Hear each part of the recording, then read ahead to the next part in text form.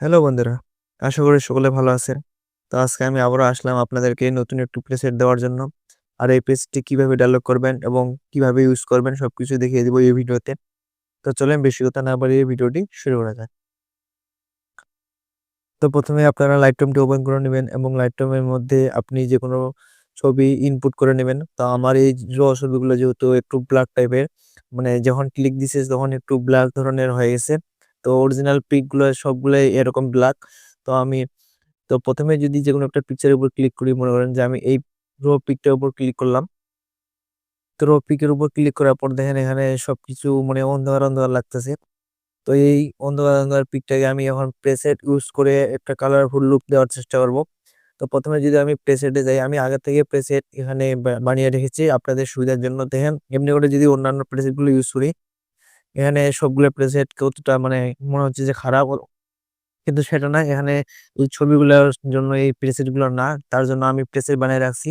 তো দেখেন এক ক্লিকে কিন্তু এখানে প্রেসেটটা দেওয়ার সাথে, সাথে কালারটা চেঞ্জ হয়ে যাবে। বিফোর এন্ড আফটার আপনারা দেখলেই বুঝতে পারতেছেন এখন।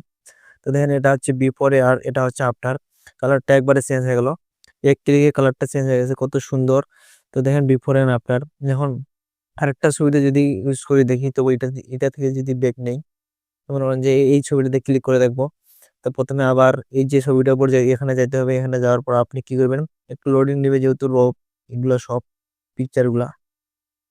তো দেখেন এখানে একটু লোডিং নিচ্ছে। আপনাদের ক্ষেত্রেও তা হতে পারে। আমি প্রেসের এই যে এখানে ক্লিক করে দিলাম। প্রেসের এখানে ক্লিক করে দেওয়ার পর আবারও সেই নিচে যাইতে হবে।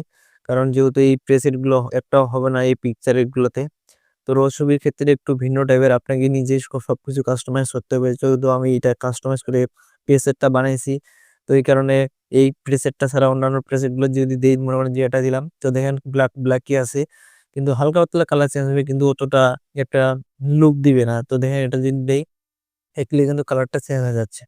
তো দেখেন বিফোর এন্ড আফটার। আবার অন্য আরেকটা পিকচারে যদি দেখি, তো মনে করেন যে এই পিকচারটাতে দেখবো, এটাতে দেখি। হ্যাঁ। তো দেখেন এই যে পিকচার, এই কারণে একটু সবার ক্ষেত্রে লোডিং নিবে। তো এখানে যদি আমি কি আপনাদেরকে একটু ডিটেইলস দেখাই, দেখেন এখানে Canon EOS 6D 100 mm lens দিয়ে তোলা এই ছবিটা। তো এটা কিন্তু ছবি CR2 মোডে, এটা হচ্ছে Canon 6D বোর্ড দিয়ে তোলা ছবি।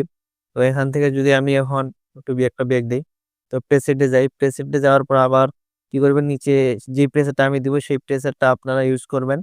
তাহলে এই পিকচারটাতে সুন্দরভাবে এডিট করে কালার দিতে পারবেন। তো দেখেন কালার কিন্তু অন্যান্য কালার দিচ্ছি হয় না। আর এই কালারটা যদি দেই, একবারে কালারটা চেঞ্জ হয়ে যাচ্ছে। তো দেখেন বিফোর এন্ড আফটার। তো আশা করি ভিডিওটি সবকিছু একটু হলেও বুঝতে পারছেন। আর এই পিসিটি ডাউনলোড করতে হলে আপনাকে ডেসক্রিপশন বক্স থেকে ডাউনলোড করে নিতে হবে। সেখানে আমি পিসির ডাউনলোড লিঙ্ক দিয়ে দিব এবং অরিজিনাল কয়েকটা পিক দিয়ে দিব। সেখান থেকে আপনি আপনার মতো করে সেখানে পিকচার গুলোতে প্রেসেড ইউজ করতে পারবেন। তো ধন্যবাদ এতক্ষণ ভিডিওটি দেখার জন্য। ভিডিওটি ভালো লাগলে অবশ্যই লাইক, কমেন্ট এবং সাবস্ক্রাইব করতে ভুলবেন না। ধন্যবাদ।